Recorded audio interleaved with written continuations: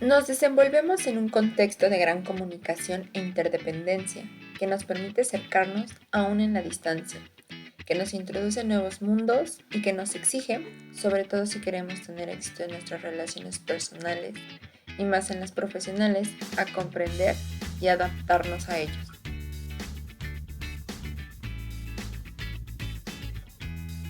Esto se debe a que, si bien somos iguales por el hecho de ser humanos, la magnitud de la Tierra y la ingente cantidad de personas que la habita da cabida a diferencias. Una de ellas es la cultura. Geert Hofstede, psicólogo social neerlandés, compara esta con la programación de los ordenadores. La idea es que a lo largo de nuestra vida se va creando una especie de software de la mente, programando así patrones de pensamiento, sentimientos y comportamientos. Estos generalmente son compartidos por una sociedad. En el ámbito de los negocios, es un factor determinante para los resultados que se logren, ya que los involucrados se van a exponer a condiciones e interlocutores con costumbres y formas de actuar distintas e incluso desconocidas. La preparación técnica y teórica es importante. Sin embargo, hay variantes que dan un plus a la hora de entablar las negociaciones. Para esto, varios expertos se han dedicado a la investigación de estas dimensiones culturales. Un ejemplo es la teoría de Hofstede. En ella se mencionan las características culturales que más se deben contemplar para ser un excelente negociante. La número 1 es la distancia de poder. Esta tiene que ver con el cómo se organizan las sociedades. Si es una cultura con una organización jerárquica, en un equipo de trabajo, la relación de los trabajadores con su líder va a ser un poco distante y sin tanta confianza, como podría ser en la cultura india.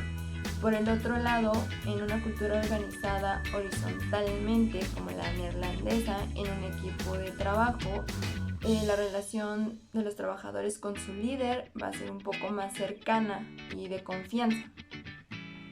La segunda característica sería la masculinidad versus la feminidad.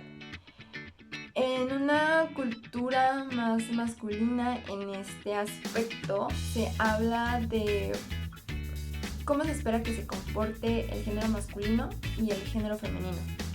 Y es que debe haber diferencias entre estos dos, como en la cultura árabe.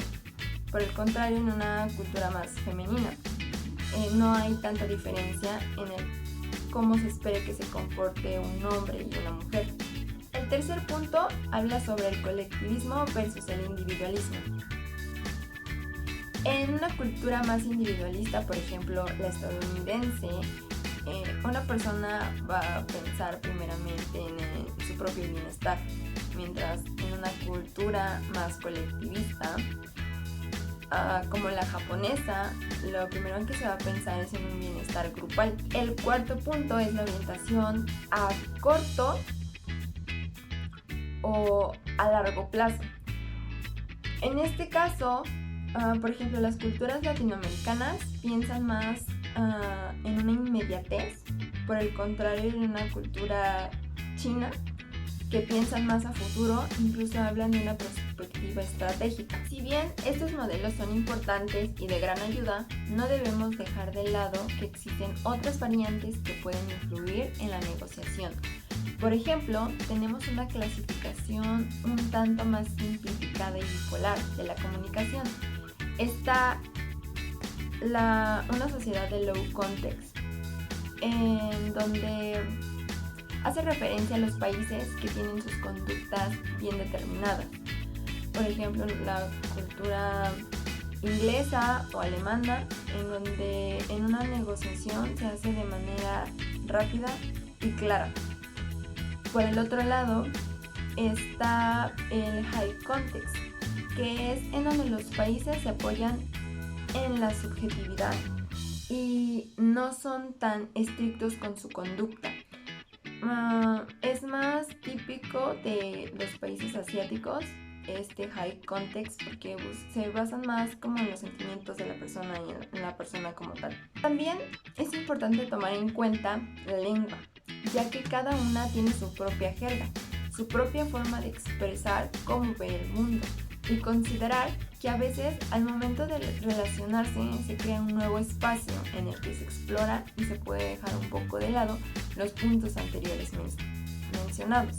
Lo que se sepa de una determinada categoría de un país puede que varíe de generación en generación, porque puede haber modificaciones en el tiempo y de acuerdo con el individuo. Lo importante es tener una buena competencia intercultural, es decir, un buen nivel de conocimiento, comprensión y aceptación de las diferencias para reducir la inseguridad de los interlocutores.